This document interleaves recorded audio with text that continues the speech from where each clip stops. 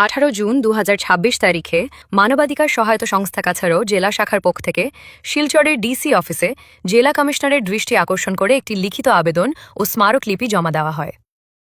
শিলচর শহরের নাগরিক সমস্যাগুলোর স্থায়ী সমাধানের লক্ষ্যে আয়োজিত এই কর্মসূচির নেতৃত্ব দেন সংগঠনের জাতীয় সাংগঠনিক সম্পাদক শ্রী অজিত দাস। ডিসি অফিসে স্মারকলিপি জমা দেওয়ার পর উপস্থিত জনগণের উদ্দেশ্যে বক্তব্য রাখার সময় জেলা সভাপতি পার্থ প্রতিম ধর উল্লেখ করেন যে শিলচর শহরের রাস্তাঘাটের গর্তগুলো দিন দিন বিপজ্জনক হয়ে উঠছে এবং সংশ্লিষ্ট কর্তৃপক্ষের পক্ষ থেকে এগুলোর অবিলম্বে মেরামতের প্রয়োজন রয়েছে। বিশেষ করে শিলচর মেডিকেল কলেজ হাসপাতাল এবং সিভিল হাসপাতালের দিকে যাওয়ার রাস্তাগুলোর বেহাল দশা রোগী ও সাধারণ মানুষের জন্য গভীর উদ্বেগের কারণ হয়ে দাঁড়িয়েছে। অবিলম্বে মেরামত না করা হলে এসব রাস্তায় বড় ধরনের দুর্ঘটনার ঝুঁকি রয়েছে। একইভাবে অপরাধমূলক কার্যকলাপ রোধ ও পর্যবেক্ষণের জন্য সমগ্র শিলচর শহরে সিসিটিভি ব্যবস্থা চালু করা অত্যন্ত জরুরি। পাশাপাশি বিশেষ করে অফিস চলাকালীন সময়ে তীব্র যানজট এড়াতে শহরের রাস্তায় স্থায়ীভাবে রোড ডিভাইডার বসানো প্রয়োজন। এছাড়া বড় ধরনের দুর্ঘটনা রোধে বিশেষ করে রাতের বেলা পর্যাপ্ত ও কার্যকর আলোক ব্যবস্থা স্ট্রিট লাইট নিশ্চিত করা আবশ্যক।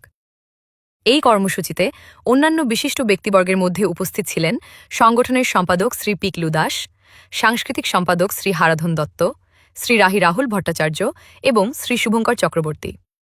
মানবাধিকার সহায়তা সংস্থা কাছাড় জেলা কমিটির তরফ থেকে আমাদের মহামান্য জেলাধিপতি কাছে পত্র মারফতে একটি চিঠি দিয়েছি, যেটাতে আমরা স্পষ্টভাবে শিলচরে রাস্তাঘাটের মেরামতি এবং শিলচরের বন্যার যে সময়ে যে ভয়াবহ পরিস্থিতি সৃষ্টি হয় তার মোকাবেলার জন্য নালা নর্দমাগুলো সম্পূর্ণ ঠিকভাবে করার জন্য আহ্বান জানিয়েছি।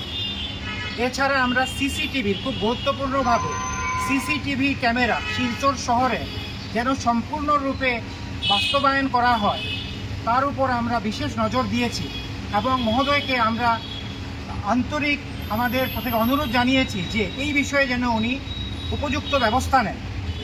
তাছাড়াও আমরা রোড যেটা আমাদের পথের ডিভাইডারগুলো সম্পূর্ণ স্থানীয়ভাবে যাতে বসানো হয় এই ব্যাপারেও উল্লেখ করা হয়েছে আমাদের প্রতিবেদনে। এবং উহার সঙ্গেও যেগুলো সড়কের আলো যেগুলো রাত্রির দিকে যেগুলো আলো আমরা সাধারণত যথেষ্ট না থাকার জন্য দুর্ঘটনার সম্মুখীন হতে হয়, সেই আলোগুলো সেই শহরের আলোগুলো এলইডির আকারে যাতে আরও বৃদ্ধি করা হয় এবং কোনো রকম দুর্ঘটনা এড়ানো যায় এই বিষয়গুলোর উপর দৃষ্টি রাখতে আহ্বান জানিয়েছি।